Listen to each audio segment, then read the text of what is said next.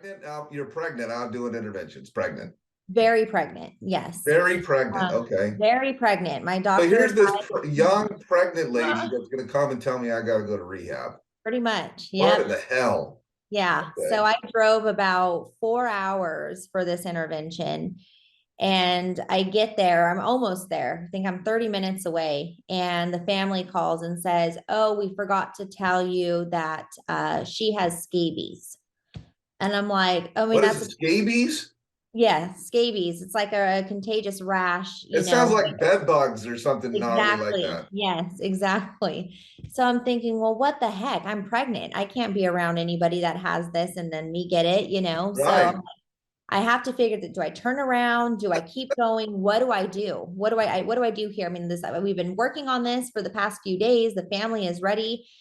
So I'm like, okay, well, I'm just gonna show up anyways and figure it out. And that's, as interventionists, that's pretty much what we do. You have to figure out and be quick on your toes because you don't know You what's got gonna the glove. You're basically like all trying to like do what the social distance before it's a social distance. Yeah, exactly.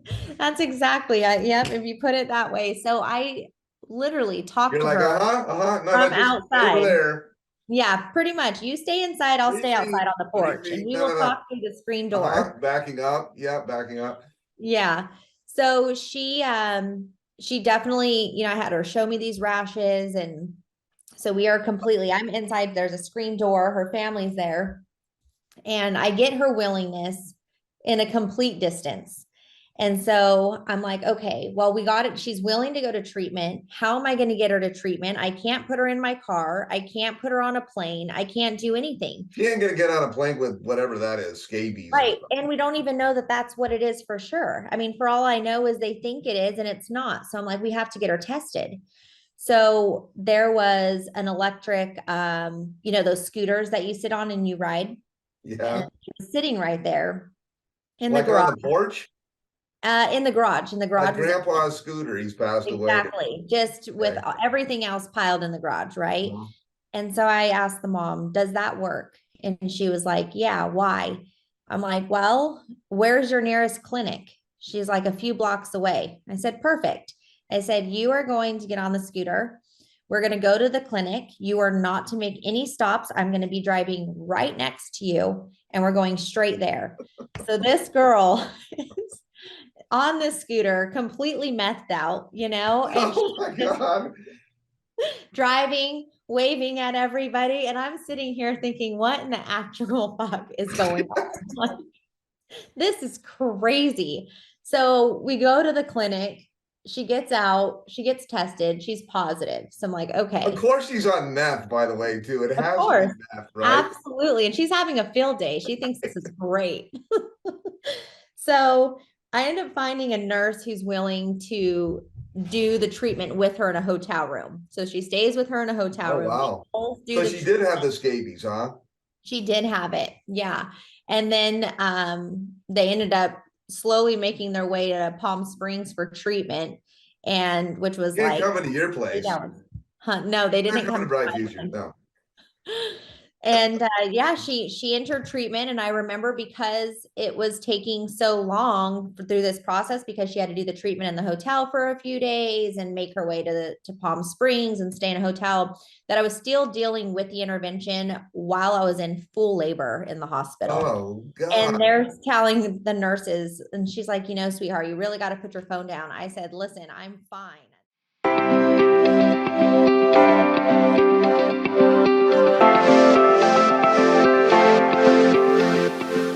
Hello, and welcome to another exclusive interview by Recovery Today Magazine and Recovery Today Podcast, where first and foremost, we're a magazine of hope.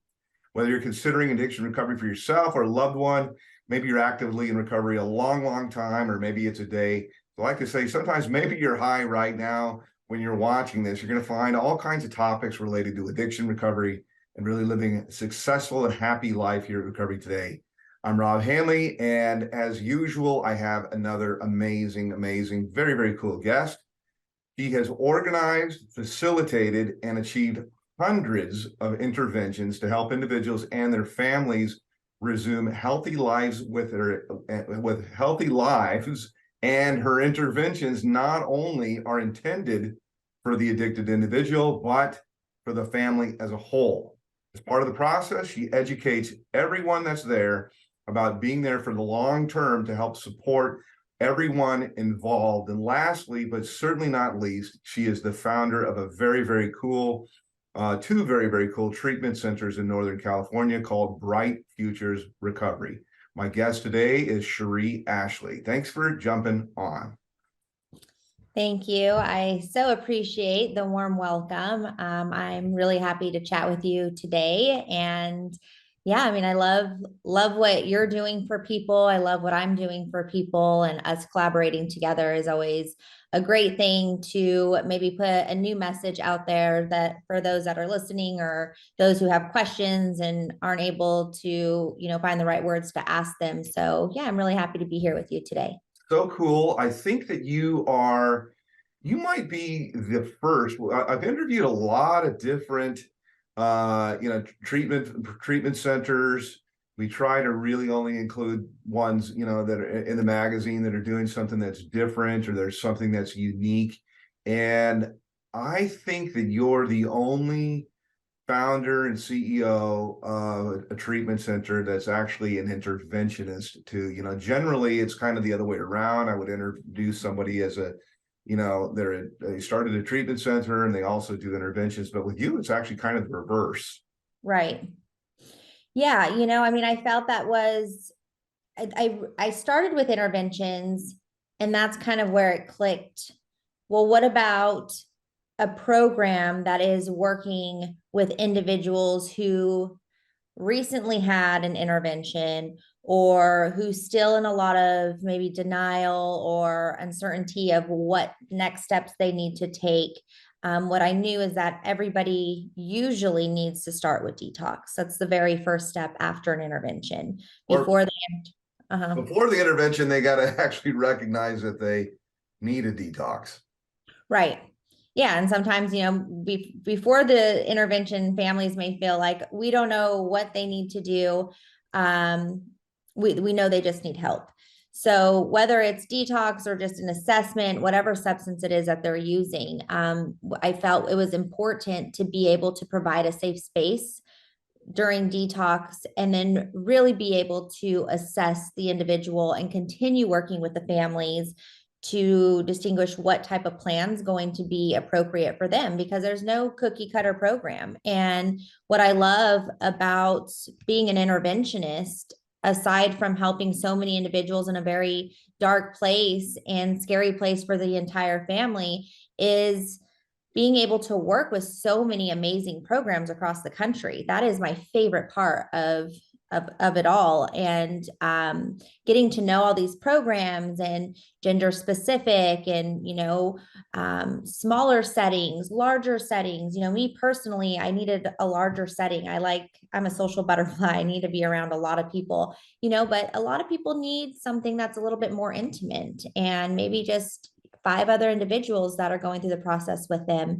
And so being able to start the detox phase and assess them and assist the families with, okay, this is what we are assessing, this is what we're seeing, and this is what we're going to recommend. And here's a few options that you really can't go wrong with, and then just go with your gut, whatever feels right for you. These 3 are great options for your loved one. And that's basically the genesis of how you started Bright Futures, was to kind of provide that on your own as well. Right, exactly. I'm getting a little ahead of myself because I wanted to get to know you and to share you a little bit more with the audience. And so usually my layup question first is, tell us your story, and but also, like, how did that lead into intervention? So sometimes, people become counselors. There's a lot of recovery coaches today and things like that, but intervention is a whole different level, because those people are dealing with people that want to come and see you. Whereas, I'm always thinking of like the TV show Intervention. Oh, by the way, shout out to our mutual friend, Mike Diamond, one of the interventionists, I believe, on Intervention, and who introduced us. But those people really are in denial, or probably mostly denial. It's a whole different level. So how did this, tell us your story. How did that transition into, I would almost think like it's like the special forces or something like that of addiction treatment. I mean, you're really going into like enemy terror. It's not friendly all the time. Right. Well, and I feel when I started in my career, which was fresh out of my like, go into treatment, which was 11 and a half years ago, I quickly started working in the field and was really eager to learn everything that I could of how can I help more people? What more? Because when I went to treatment, believe it or not, I didn't even know treatment existed. Like I had no idea. This whole thing was so new to me. I So mean, you drug, were you were addicted, some yeah. alcohol, drugs, Hmm. and you found your way into treatment without knowing that treatment existed. Correct. Yeah. Wow.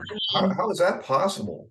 I don't, I just, it was not my upbringing. I didn't You went know. from a bad home and No, trauma, abuse, and all that. no, I really had a great upbringing. I had an absent father for a majority of my childhood, but my mom did a phenomenal job raising my brother and I, and my family was a very close, loving family. And so I wasn't around any substance abuse or addiction. So I didn't really know anything until I caught myself in that situation and quickly downhill spiraled in and out of jail, and I Drug, just didn't drug of think of choice, if I may ask. heroin at the Oh time. yeah, wow. Hmm. I gotta say, it's kind of what I suspected because it seems like it's always that. I Hmm. remember interviewing a guy that I was call my friend. I don't really talk to him much, but I love the interview. Is rock star Tommy Vext, and he did a video called "Snow Babies." And Hmm. as you're telling me a little bit about your story, it was like kind of this pretty girl, suburbia, like nice family, and somebody like gave her an oxy at a party because it's just fun and they're just getting, everybody's just having a ton of fun. And as this short little music video, actually, there's a full blown movie, as a matter of fact, I did the music video, but anyhow, as it went through, 30 minutes of the movie, she's buying heroin on the street, man. And it's just, you just wouldn't think like, oh yeah, like this kind of person or this kind of family. Everybody seems to think like it's somebody else's. And oh Hmm. yeah, that's, they're not really from the greatest family, Right. there's a lot of stuff that's going on. So it's kind of weird when you kind of look at like apple pie slice of America and you go, no, like good family, good this, that, and the other. And then, well, what did you do? Heroin, and it's just everywhere, and it's that insidious. So I kind of I kind of thought that I thought I would ask. Yeah. And that's exactly how it started for me. It started with Norcos, then led to Oxy, and then, your mind becomes so fogged up that it's like, oh, heroin. And before you know, it's like, how the hell did I get here? Like how did just taking a couple pills lead to me shooting up 13 times a day? Like this is crazy, And you know? how old were you two? Just so I have a picture, because you're young. Yeah, yeah. I got sober when I was 23. Wow. Yeah. Just almost 23. Yeah. So 22, 23. And I mean, I just really feel God was just looking out for me. I mean, I just, everything, if I do something wrong, it's like you're caught, and With it's your like, mom, is there anything that you could think now, and not like assigning blame because it's all a series of sure, circumstances, but I don't know. Are you a mom too? I don't even know. I am now. Yeah. So Mother of three.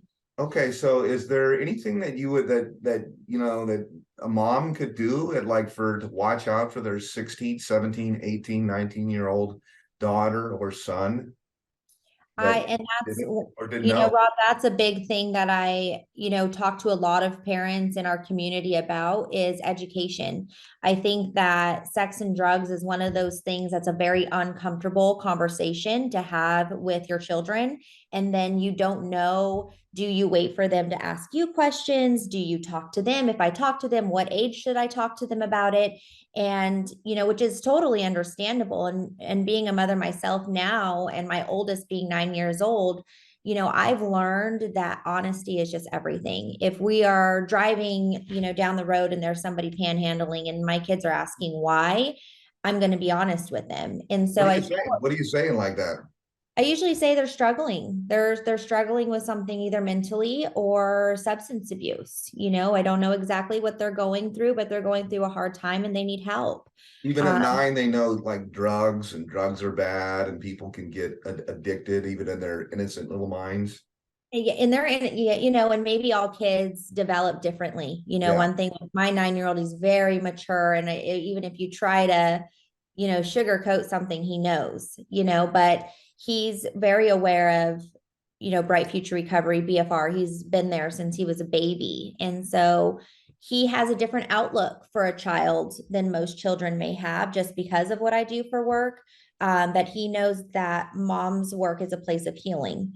So Mm-hmm. he sees people come in that are struggling and he knows that they're getting better, and So he cool. sees that. So I think he has a different look on it, and he sees someone, and if he has a piece of candy or whatever it may be, he wants to give it to that person. But he also is aware that bad choices could lead to consequences that could potentially put you in a situation of not having any more family or house, If you so if you were having coffee with a friend and they had kids that were, maybe I think nine is a little too young to start talking about sex and drugs and stuff like that, because right. although we want to equip kids to be able to deal, and we want to be intentional about what we influence our children with instead of just freaking random. And there's a lot of Right. evil, bad shit that's out there. We want to insulate them. At the same time, it's kind of it's at the cost of their innocence. And if you have a coffee with like a friend and they said, "What age do you think?" What would you say? What would you say? Wait for them to come to you, or what would you do? I mean, you're an expert. Usually when they start asking some questions, and they start hearing things at school, or they start asking what certain things are in songs, because usually that's where curiosity Um, starts, and if a kid is starting to recognize certain terms in a song that they may hear, or something they saw on TV, whether it's at they're home. asking you about booty and stuff. What's booty? You know, Like, how do and it's what's like, a booty call? I don't know the perfect answer, but it's like, to me, that's where I feel if they're starting, they're going to ask somebody. If they're asking you, guaranteed they're asking a friend, and the friend may not Yeah, have the best answer for that. yeah. I think my mom was great, but she definitely sheltered us a bit from all that stuff. Yeah. So it was, let's not really talk about it too much. I mean, and then bless her heart, she probably didn't even know anything about drugs herself. So what is she going to talk about, Yeah. or how is she going to have that conversation? So I think that gets hard too, coming from families who don't have any experience with addiction or substance abuse. That's a very uneasy conversation to have. So educating yourself so that you can be prepared to talk to your kids about things. I mean, that would be the only thing I wish I would have had a little bit different, is knowing what I'm trying could potentially lead to this. And I Yeah. had no clue of that. I just knew drugs were bad, but I didn't know why they were so bad, Yeah. I've got two and they're very different. One of them's never smoked a cigarette. I think she did tell me actually she's a freshman in college and she's drank beers and things like that, but doesn't seem to have the addictive disposition. And then the other one is a lot more like me in that regard, and my brother and some of his other uncles and aunts and stuff, kind of from my side of the family.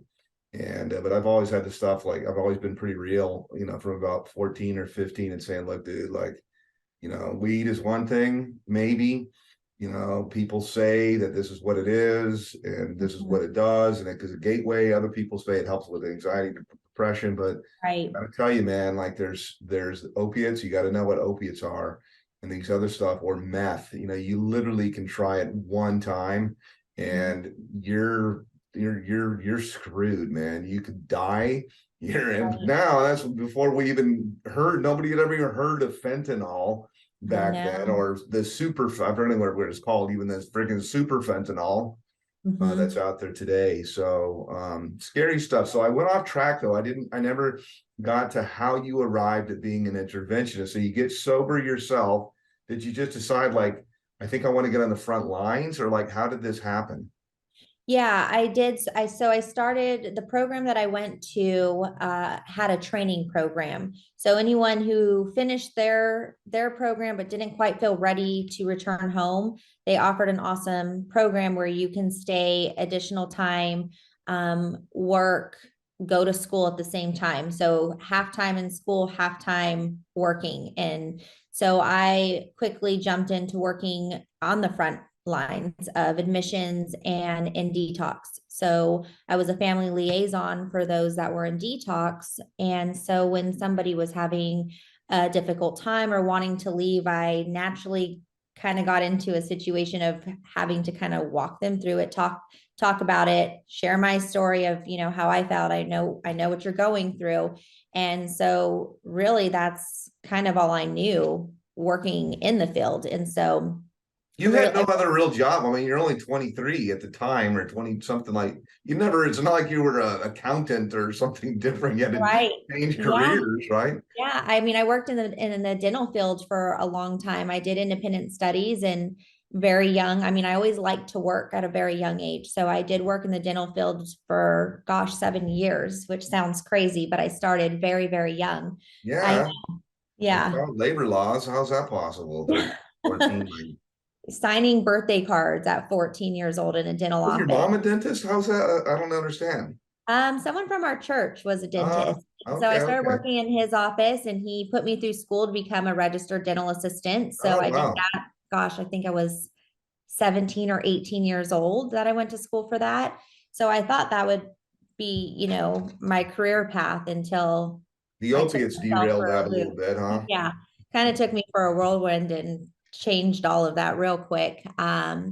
But yeah, I mean, I started working in that. And so I had a lot of interest and wanted to learn more. So I started attending conferences and intervention trainings and all those different things all around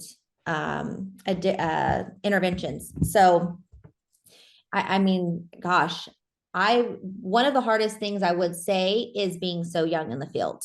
How does somebody take someone my age This serious? girl comes in.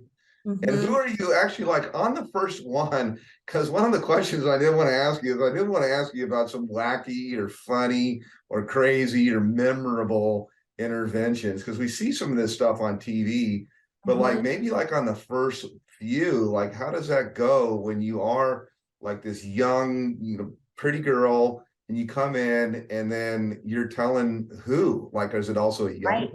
a young person too? Yeah. Or who, what was that like? So at the beginning, I had some great advice from my mentor, John Southworth, who is an interventionist legend. I mean, he was an amazing, amazing man. And so until this day, I still follow through with what his advice was, you give back, good will come back to you. And we are here to do God's work. And any local intervention, you just help them. That's what you do for your community is you help them. And so that's what I do. I help people in my community for free. So I do not charge them for any local interventions. I will jump in and help them and then help them get their loved one to, a program. And so that's how I started. I did all interventions for the very first year for free, which overloaded me. I mean, you're Because getting you something gotta work too, free. right? Yeah, You and gotta make at that money. time I was working, but though every intervention I did for free and it's local. I didn't have to hop on a plane or stay in a hotel. It usually was done in a few hours. Um, so that really built my confidence and my skills and ability and knowledge to be able to feel comfortable saying, okay, now I have a contract, now I have insurance. This is going to be my career path that I'm choosing. And at the beginning, I would say younger addicts that were struggling with heroin, opiates, people that I can really, really relate to. And then as time went on, it just ages varied. It didn't stick to one What category. happens when you go and do an intervention and they're just completely, in denial and they're just like, I don't have a problem. What do you answer to that when they're like, don't know why you're here, they're pissed off, Yeah. they're And I've seen it. betrayed. What I've do you seen it do? so many times. Is that And most of the time, by the way, or do they usually go, yeah, I got a majority problem? of the time they're not willing. They are in denial. And what's interesting is it really just depends on the environment and the atmosphere at the time.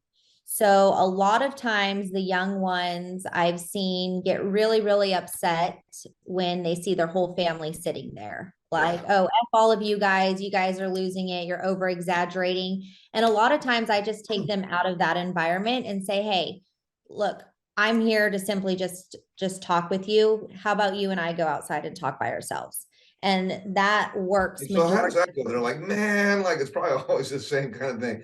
They just don't know, and like they're out of it, or they're whatever, and it's not a problem. Do they deny? I suppose that they probably don't deny that they're doing something, right? Yeah, and usually, especially when it's one-on-one with me, it's like, look, you can't bullshit a bullshitter. Like I've been in your shoes, I've pulled all the cards. Like, what's going Don't lie on to with me. you? I know you're not happy inside. I know you're not. You're struggling, and I want to be able to help you. And if it's screw them, then you know what? This isn't about your family. We Mm-hmm. don't have to go back in there. We don't need to talk to them, or sometimes it's let's just hear what they have to say because they love you. So it Mm-hmm. just depends. I mean, I've done so many different cases where I've walked in and sometimes they are just, yep, I'll go. Don't want to hear anything, which is those situations are rare. And sometimes they take off running. I mean, it's just, Really? Oh, is that you just right? never know. I've had drinks thrown in my face. Oh Never man. named the book, but that's their addiction speaking. I know it's not them, and some of the ones that are the most difficult cases are the ones that call me 3 months, 9 months sober. And they're like, Cheree, thank you so much. Like, and I'm so sorry. I'm like, look, don't apologize. Don't apologize to me. You're where you're at. And that's all that matters to me. And that Yeah. phone call makes it all worth it. So hundreds and hundreds. Where have you gone? So you're in Northern California, as I said Mhm. in the intro. Where have you gone? And where's like is it just all of the United States, I assume? Like where's the furthest that you've been to get on a plane to go and what happens? Do they Furthest, get on a plane with you and fly back with you? You transport them usually, too? yes. Yeah. Depending, sometimes I'll have another transport sober companion fly with him. Sometimes it's myself, depending on the location. There's times I've done numerous family members, so we'll have to have a few different people Traveling present to be together? able to help. Yeah. So Everybody, you advise them before you get there, like get your bags, but this is the ideal outcome. You're gonna have your bags packed. We have a place for you. We're all ready. So I right. assume that's part of the whole thing. They're like, yeah, I can't go right now. Like I got I'll so go much stuff tomorrow. going on. Like, Yeah. I don't know, maybe next month or something like that. And you're like, no, like today would probably be a really good day to go. And honey, we have everything is done. We're all packed. We're all going. Mhm. It's like And that. my famous words is tomorrow never comes. You play this thing in your head that I'll just go tomorrow, and that it just doesn't come. You have to do it, and you have to do it now. You have to bite the bullet right then What's and the there. biggest leverage, if you will, that you find, for lack of a better word, leverage, but like, what's the trigger that is it like guilt? Is it like, look at all your family and look at the damage? Or is it like, dude, you could die tomorrow? Or is it just more of the personal, like, I know that you're in massive pain and I'm here to Mhm. help? Or like, what is it that you find what's your favorite wrench and what's your I don't know, your kind of your go-to wrench in the box generally that you find because it's all the human condition. So Right. I mean, every family dynamic is different. So when it comes to boundaries play a huge role in it a lot of times, because a lot of times there's a lot of dysfunction going on with the entire family, and codependency and enabling. So once you kind of handle all of those things prior to having the family meeting, it's really important to kind of dig that information up to know, maybe it's somebody's cat that's going to make a difference, or their horse, or, their school or sports, whatever it is that they're personally going through. But loving them and compassion, interventions are not a punishment. And it truly is a gift. And my biggest thing is we're not here to corner them, point the finger at them, belittle them, or shame them. It's, look, we're all here because we love you. We're worried about you. and we want to offer you this gift and opportunity to turn this all around. And I'm honest with them. Even my clients that come through our program is, I mean, this shit sucks and it's hard, it's not easy at all. And if I And could it's do it not all, convenient. It's not convenient. right. And It's you're gonna probably have to uncomfortable, change your friends because they're all getting high with you, right? right? Yeah, Hmm. a whole But bunch it's of. the most rewarding thing that you do. If you put in the work and you get through it, I mean, it's, it's definitely the best thing that you'll do for yourself is go through the process. So how did one of the things that's interesting, I know from either this or previous conversation or your website too, was that you started Bright Futures has been going for 10 years. So Bright Future Recovery, I should say, has been going for 10 years. How, like, I mean, I'm just thinking about how old you are and thinking about your 23-ish, when so did you think about starting this like quick, like right out of the gate? Because you're able to work with all of these different places around the country. As you said, this one, this one, this one, this one. How did you come up with the whole thing? Like, I'm going to start my own place because that had to be, it's just timeline wise, it had to be early on. Yeah, I mean so I've been doing interventions for 10 years. BFR has been open for 8 years. So in 2015 is when we actually opened the doors to the detox facility. And it was definitely a challenge. I mean, I was there 24/7. I couldn't afford to have a whole team and what we have today. And there's times I even had to shut my door because we didn't have clients for a month or two, and those were the struggles when it comes to business, that it's like, do I keep going or do I throw the flag in the towel now, and then stop here? And But it was there was some tough times very, in there. The people that think, oh yeah, I'm going to start a treatment center, it's not for the faint of heart. mhm, Dealing with especially if you take insurance, dealing with insurance and stuff. I know for sure. My brother had a whole bunch of treatment centers back, going back a long way. Still has a couple few, but I know that like insurance companies paid out really, really well in 2012, 13, 14. And then all of a sudden, and you would have been in that, like all of a sudden, like in 15, so they just mhm. all colluded together and go like, yeah, we're not paying that anymore. We're going to pay for like 2 weeks. Oh, and I know in his case, he let people stay and it cost him many, many, many million out of his pocket, millions of dollars. So Right.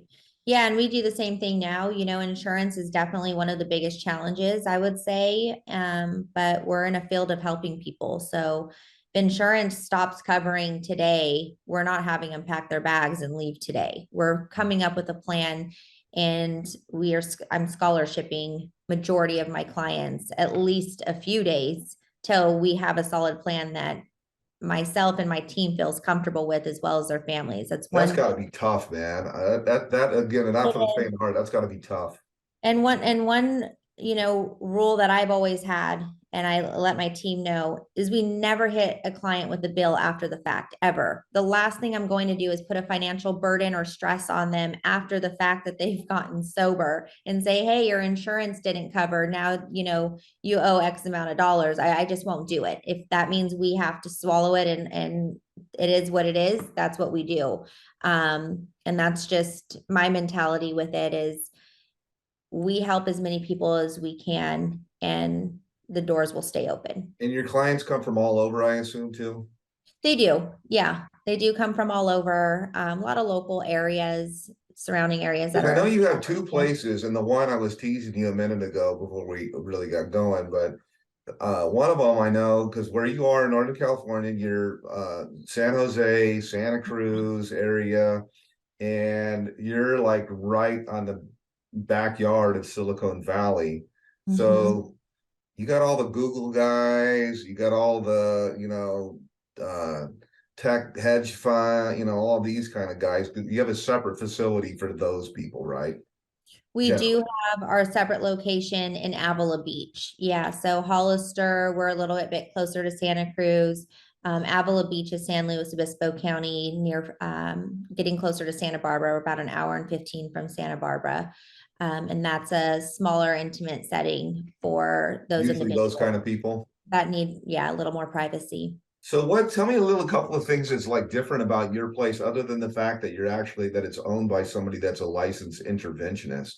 Like how did you construct your place different than every other cookie cutter? Our programs are very family oriented. Uh, And when I say family oriented, I mean you will have met my grandparents if you've gone through our program. I mean, my grandparents are there helping out, pulling weeds, doing transports. It's a very home away from home feel. If that's one thing that I wanted to carry on when I had to take a step back from working so much on site so I can focus on the back end stuff of the business, is if you're going to work for this company, you have to love what you're doing. You have to love our clients, even through the bad times. Like that is what I've designed it to be, and that's what it will be forever. And that's what it is. Our clients do come in and they absolutely feel at home and love the staff and love the environment. So we really welcome them I in. mean, So a lot of places you never really meet the owner. You meet maybe the director, right, maybe meet the right. clinical person. You got, of course, all the hands on, but the owner you don't maybe have that much interaction with. But in your case, your clients actually know you, see you. They see your grandparents, your kids. I'm Right. guessing the whole Yeah, nine. they see my kids, they'll go to the gym with me. I'll pick them up, take them to Starbucks if they're having a rough day. I'll just go in, hang out, say hello. Yeah, I mean, I wish I could be there on a daily basis, but I have to make sure I'm doing things to keep the company running. But I'm definitely huge on Are being you there. still out doing interventions and flying around too, or is it mostly all running these two places? Because that's a lot already. Majority is the programs now. Occasionally I will still traveling. I usually refer out to other interventionists that I work closely with. Some local ones I definitely still do. Okay, okay. Yeah. Good stuff. I just found the whole idea of interventions and kind of getting a peek into what that would look like, and what it was about. Oh, I forgot my other question. I definitely wanted to ask you is you have to tell me at least a couple of like crazy stories because they're anonymous, of course, but tell me, when you think of like somebody has to ask you, like, oh my God, you've seen stuff, like what kind of stuff pops into mind that is just either hilarious or just surprised you, blew you away? Like, you have to have lots of stories. Yeah, I do. I'm trying to think which ones come to mind off the top of my head. I did have one case that I did when I was just about due. I want to, with my middle son. I So was you're like pregnant now. You're pregnant out doing interventions. Pregnant. very pregnant. Yes. Very pregnant. Okay. Very pregnant. My So doctor here's this advised, young pregnant lady that's going to come and tell me I got to go to rehab. pretty much. What Yep. in the hell? Yeah. So Okay. I drove about 4 hours for this intervention. And I get there, I'm almost there. I think I'm 30 minutes away. And the family calls and says, oh, we forgot to tell you that she has scabies. And I'm like, I mean, What is that's, it? Scabies? yeah, scabies. It's like a contagious rash, It sounds like bed bugs or something gnarly like Exactly. that. Yes, exactly. So I'm thinking, well, what the heck? I'm pregnant. I can't be around anybody that has this and then me get it. So Right. I have to figure that, do I turn around? Do I keep going? What do I do? What do I do here? I mean, we've been working on this for the past few days. The family is ready. So I'm like, okay, well, I'm just gonna show up anyways and figure it out. And that's, as interventionists, that's pretty much what we do. You have to figure out and be quick on your toes because you don't know You what's got gonna the glove. You're basically like all trying to like do the social distance before it's the social distance. Yeah, exactly. That's exactly. Yep, if you put it that way. So I literally talked You're to like, her uh-huh, uh-huh. No, from no, just stay over outside. there. Yeah, pretty much. You stay inside, I'll 3 stay outside feet, on the 3 porch and feet. we No, will no, no. talk through the screen Uh-huh. door. Backing up. Yeah, backing up. Yeah. So she definitely, I had her show me these rashes, and so we are completely, I'm inside, there's a screen door, her family's there, and I get her willingness in a complete distance. And so I'm like, okay, well, we got it. She's willing to go to treatment. How am I going to get her to treatment? I can't put her in my car. I can't put her on a plane. I can't do anything. She ain't gonna get on a plane with whatever that is, scabies or Right. something. And we don't even know that that's what it is for sure. I mean, for all I know is they think it is and it's not. So I'm like, we have to get her tested. So there was an electric, those scooters that you sit on and you ride. And Yeah, she was sitting right there in the like on garage. the porch. In the garage. And the Like garage was grandpa's scooter, he's passed away. exactly just with Okay. everything else piled in the garage, right? Mhm. And so I asked the mom, does that work? And she was like, yeah, why? I'm like, well, where's your nearest clinic? She's like a few blocks away. I said, perfect.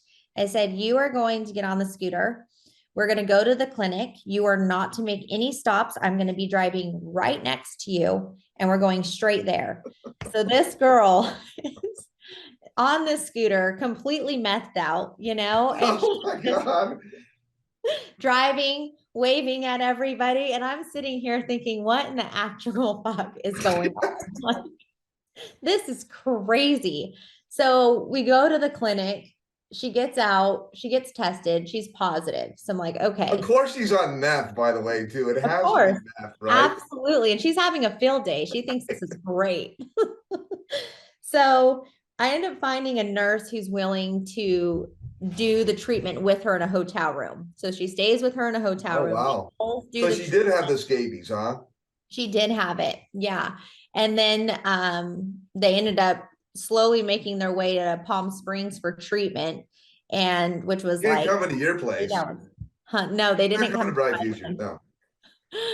And yeah, she entered treatment, and I remember because it was taking so long through this process, because she had to do the treatment in the hotel for a few days and make her way to Palm Springs and stay in a hotel, that I was still dealing with the intervention while I was in full labor in the hospital. Oh And God. they're telling the nurses, and she's like, sweetheart, you really got to put your phone down. I said, listen, I'm fine. Like, I have crisis going on right now. I have this girl who just needs to get into treatment. Once she's admitted, I will put my phone down. But right now, this is priority.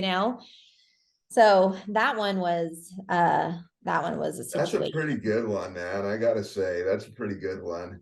Well, Yeah. I know that you've got a packed day that we kind of had to move things around and kind of squeeze this in. Yeah. Thanks. But again, big shout out. By the way, how did you ever meet Mike? Did you meet him on an intervention, Mike Diamond? So I was going to give another big shout out to him. But how'd you guys Yeah, meet? Mike's amazing. We did meet Yep. through some mutual friends, and little history there with, intervention and his new gig that he has going on, which I'm super proud of him. Yep. And we just connected and we linked up, and our goals and morals and life aligns with what our purpose is Yeah, today. he's the coolest, So man. I yeah, told him he's a good guy. he's like my favorite person, and he's like my favorite recovery person. And So the accent just adds to it, the accent, the whole Perth bit, and all that, plus his crazy background of New York City clubs and all this stuff like that. He's a good dude, but Yeah. anyhow, I bet he's got. I've never actually asked him about funny ass stories like that, but a Oh, girl I on bet he's meth got a few too. yeah, a girl on meth on grandpa's scooter going for scabies or whatever. That's pretty. Plus the labor part. That's crazy. Well, Yeah. good stuff. How does everybody get back to you? Give us the website, the whole nine. Connect you on social. Where does that happen at? Yeah, absolutely. So you can find us on social media, Bright Future Recovery or Avila Heights or Cheree Ashley websites. We have two, www.bfrdetox.com or avilaheights.com. Nice. Cool. Told you everybody is be a cool, fun. I think that's like the first intervention story we've ever really had too, man. That's a good one. Really good Yeah, one. Well, thank this you, has been Rob. another fun, cool, interesting interview. My new friend, Cheree Ashley, Bright Futures Recovery, and this is a wrap. Thanks, Rob. Cool. I thought that was fun.